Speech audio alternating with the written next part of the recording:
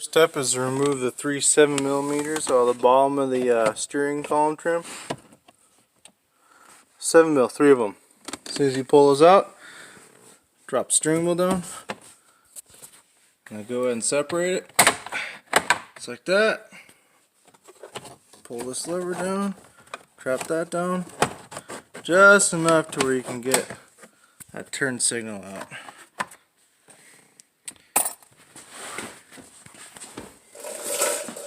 Alright, so I don't know if I can try to do this with one hand. Oh. And if you look at the new one, you can see on the top and bottom there's those tabs where you push in on. It's right here. Right there. Push down with your finger on the top.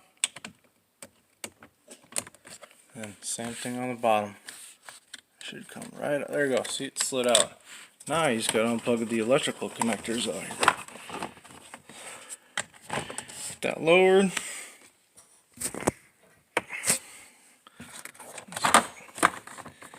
Oh crap. Well, I guess it's getting plugged in while it gets disconnected. So I just got that one out. Now I'm gonna have to put the camera down for the second one. Hang on. Alright, so to get this, the bottom plug out. Let's see. There's a black tab right here. You pry out on it and then push the clip back, the plug back with your finger or screwdriver. So you gotta pry down on the black tab and that thing slides out. And then you just squeeze the 2 tabs on the top and bottom together with your finger and slide it out.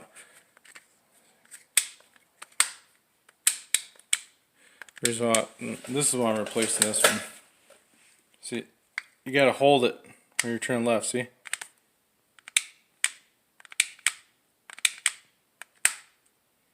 Stays in that one, but left. Oh, now it works. Yeah. See? That's why I'm replacing with this brand new one. OEM part right here. Alright, so we're going to go ahead and plug in the connectors, and all you do is you push it back in and it'll snap back in.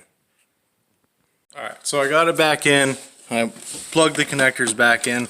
Sorry I can't do it with one hand. It's kind of common sense. Push them in. There you go. Alright, we'll see if it works.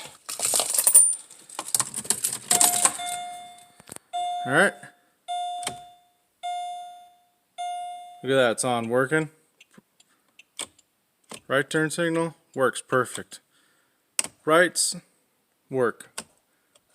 Awesome.